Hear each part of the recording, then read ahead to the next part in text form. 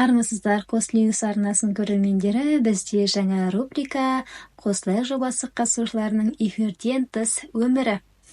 Еркеш пен Айгүл жүріп жатыр ма деген сұрақ пайда болды. Себебі екеуінің Инстаграм парақшасында белгілі бір фотолар және видеолар пайда болды, және бұл жай ғана достық қарым-қатынасқа ұқсамайды. Мүмкін Еркеш Арунаға ерегісіп, сондай бір нәрсе істеп жүрме, немесе Айгүл екеуінің арасында белгілі бір сезім бар ма, оны білеміз, мүмкін талқылайтын шығар. Бүгінгі дүйсенбі күнгі жобада барлығын білетін боламыз. Бізде соңғы уақыттарда жас жігіттердің өздерінен бірнеше жас үлкен қыздармен ара-қатынас құруы белгілі бір модаға айналған сияқты, немесе ол бір тренд па. Себебі бізде осындай екінші жұп. Бізде Мансұр мен Зарина жұп бар. Олардың аралары 6 жас. Біз тағы да ұрысып қалдық. Неге? Өзі ғой недовольный отырған.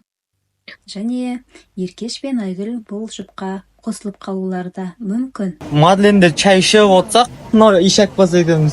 Мына жақтан камалар келіп қалған ғой, тамырлар келіп, сәл әңгіме айтып, шүркелесіп жатқанымыз барды. В общем, қазір бір 2 сағатта Алматыға жолға шығамыз, оған дейін чай ішіп. Я, Камая? Я. Шыны жаңалық баршы. Не жаңалық болып жатыр, бәрін айтасың ба? Жақсы достар. Историяда болыңдар, бәрін салам. Зарина мен Мансұрдың ара-қатынасы өте жақсы дамып келе жатыр. Екеуі бір-бірін шынымен ұнататын сияқты, бірақ көбісі Зарина үлкен көрінеді деп айтып жатыр. Меніңше, Мансұр ара-қатынас құруға, үйленуге өте әлі жас, әлі дайын емес.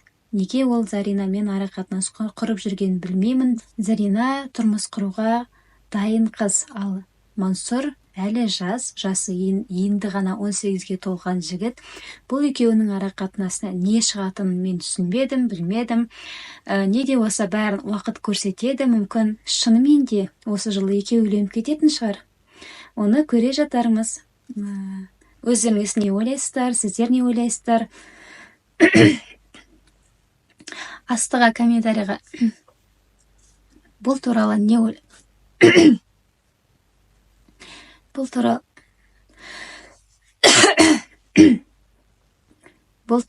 ойлайтындарыңызды, бұл туралы не ойлайсыз, астыға өз пікіріңізді жазып кетіңіз. Жас жігіттердің өздерімен бірнеше жас үлкен қыздармен ара-қатынас құруы дұрыс па, бұрыс па? Біраз жазып отыр екен, неге істеттің? Қасың өзі қалың еді ғой деп. Я, қасым қалың етін, бірақ менде форма жоқтығын. Мен всегда ламинирование жасатамын да. Сосын кейде қалың болып қалады, кейде жұқа болып қояйын.